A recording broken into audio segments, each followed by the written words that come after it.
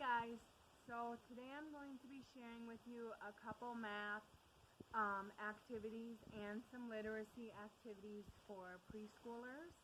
And the math is going to be first, and then I'll do the literacy. So if you want to see the literacy, just fast forward to the timestamp that I put down below me. Okay, let's go. Okay, so here are the math activities that I have. And the first one I have here is called Pick Up Pairs. And it's pretty much a memory game where you just lay the cards out and you flip it over and you try to find the matches, and the child has to remember where the match is. So that one didn't match. Let's try this one.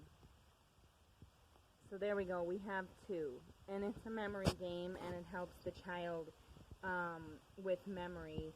Now you can put as many or as little pairs that you want out. It comes with all these here. And I just put out a couple for the sake of the video. But you can put out, like I said, all of them or half of them or whatever you want. And I got them from the Dollar Tree for $1. Are shape keys, and you have the child find the shape and match it. So they pick a shape out of here. So the top of it is a rectangle. So then they would match it with the rectangle. And you can also have the child trace the key as well for writing practice. And you would just go through and do all of them and have the child say the shape. So star, square, etc., etc. And there is 2 sheets.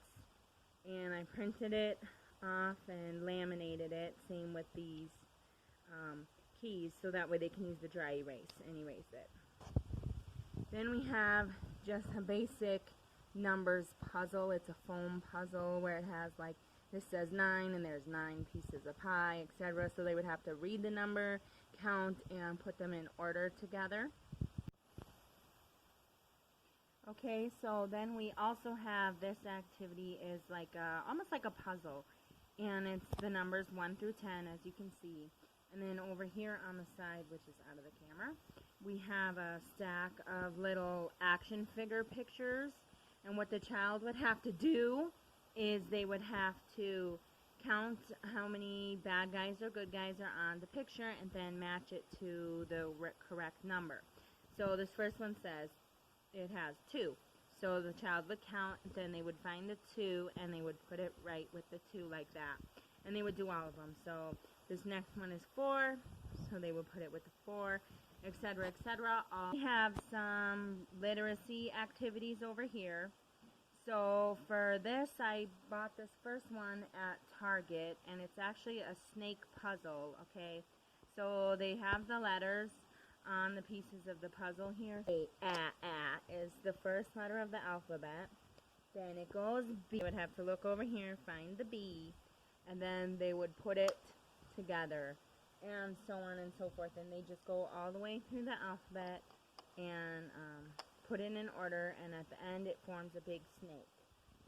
Here I have some clip cards, okay? These are actually just little cards that I printed off and laminated with the letters on them. And you have the child pick a letter out of the pile, and that one's an A, So then they would find the clip for A, right here, and they would clip it on, like so. And they would do it all through whatever letters. So that's D, and they would do all the letters. And I have all the letters of the whole alphabet, but I only put a couple out. I don't make the child do all of them, just a couple at a time. I have a same or different activity where it's emojis.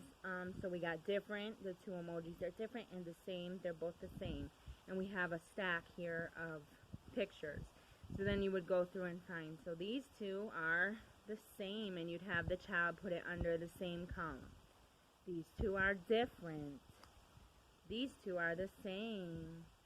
These 2 are different. These 2 are the same. And so on through how many ever you put out for the child. So these are cute little bears, and it comes with a stack of bears here. And you just have the child pick a bear, and then they have to find the match. So this bear is standing, so he goes here with this one. This one is sleeping. He goes here. And being able to tell the differences between items is very important for reading and math as well. So if you get them young to understand same and different, it really helps them with all the other areas that are necessary for school.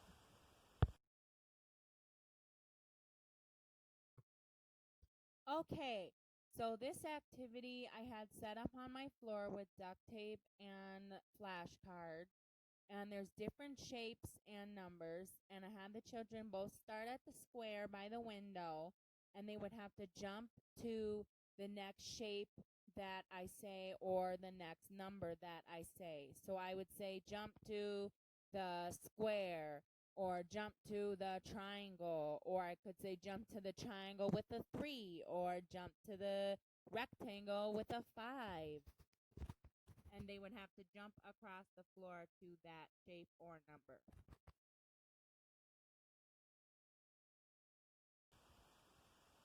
Okay, so I hope you guys like those activities.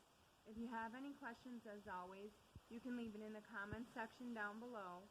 If you like the video, make sure you leave a thumbs up and subscribe to the channel so you can see all the future videos. Thanks for watching. Bye.